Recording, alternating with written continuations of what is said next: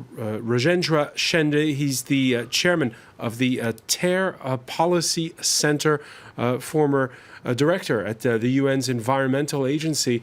Nice to see you in Paris. Thank you. Nice having me. What's happened in China the past week? We were complaining here in Paris when we had two successive pollution alerts earlier this month, but it's small potatoes compared to what we've witnessed these past 5 days. First a question here, is this the shape of things to come? Are we going to see more and more of these massive smog alerts where the readings go off the scales? Indeed, as we end the year 2016, it looks to be a new norm. Because air pollution issue in Beijing is no doubt, we have been hearing it for some time, is becoming more and more serious. And it's mainly because the media is a presence in Beijing and in China. So it is all the more attention of the whole world in how the China is tackling with it.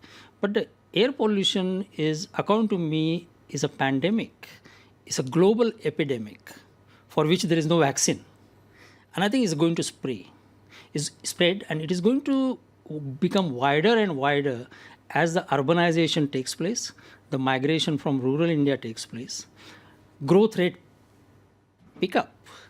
Growth rates at present in China, for example, are slowing down, but they will pick up. And then as the growth goes up, the energy requirement grows, and our dependence on a fossil fuel is unlikely to come down. People are moving faster to the cities than governments can switch to greener energy. That's true. That's very true. Because after all, what are the reasons for air pollution? There are two C's, as we call it. It's a construction and combustion. There is no other way. The construction becomes more and more as the migration takes place because you require more housing. And there is also construction in terms of new mining activities coming up. And the combustion is not only power plants based on coal, but also the cars and also the households and the poor people who are burning the sawwood and the jungle woods and also the sawdust. And wherever you have something which is cheaply available. Chinese authorities in Beijing are saying that there are certain neighborhoods where they may have a policy of limiting the number of new homes that can be built now. Well, I think these are the short-term measures. I think we have no permanent solution in view today. And the short term is to curb. Just like China curbed number of children you should have. Well, there's something you could do here in this city, which they're starting to do, which is to crack down on diesel emissions. That's true. I mean, to a certain extent, you don't have a population problem at present here. You're talking about Paris, right? Yeah, you don't have a population problem as such, but you have a problem about automobiles, the combustion from the transport sector. And you also have a problem about the coal sector. May not be so much in Paris, but you have in Europe, you have in Germany, you have in UK. Though the problems are probably slowing down due to the economic growth rate slowing down, but the problems do exist.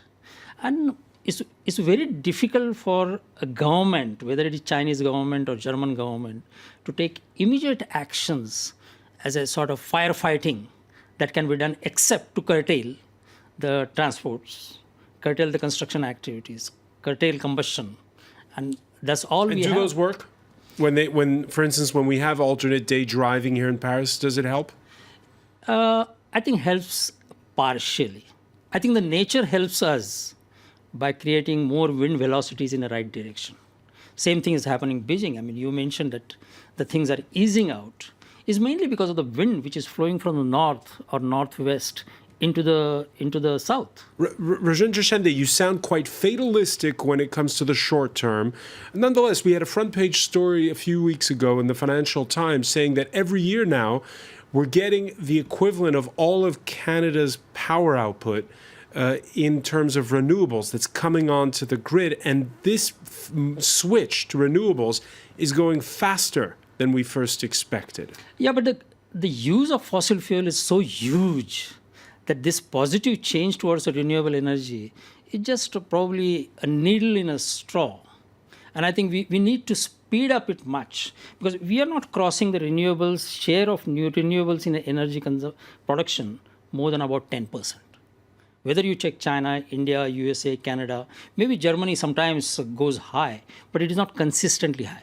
There are issues related to renewables, and those are very well connected with the incentives which are given to the fossil fuel sector. And unless that's where the government comes in, and that's where the government has to be bold enough to make sure that that balance is kept so that renewables is sparked to grow very rapidly. And that could be the answer to the air pollution. But also that is not a short term.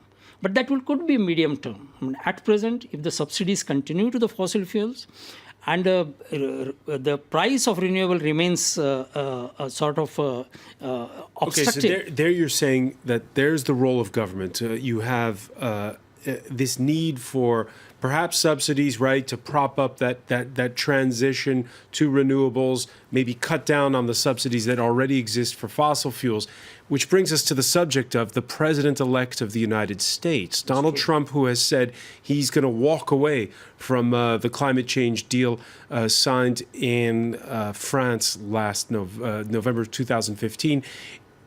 What happens when he walks away?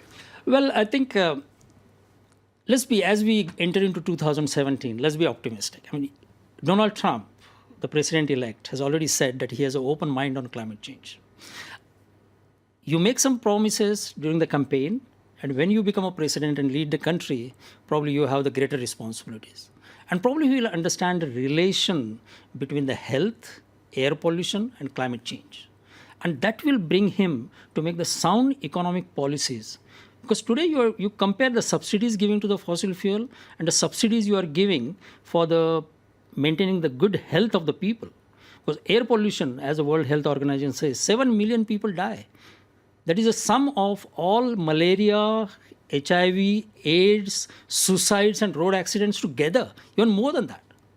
So now imagine that area and now this area and compare that. And probably Donald Trump will have a good advisors to say that, to compare it and do a cost-benefit analysis, because he is good at the cost-benefit analysis because he was in private sector. But so far he's also been good at naming oil men to important jobs when it comes to these policies. Well, true. I think it is true that oil will not disappear immediately, but he probably can make the shift by doing this kind of a cost-benefit analysis and rate of returns on investment to be made in the health sector and to the renewable energy sector. That's what I feel. All right, Rajendra Shende, many thanks for joining us here on France 24. Thank you. We're going to turn our attention to the United States, where North Carolina's legislators have been unable to agree on a compromise to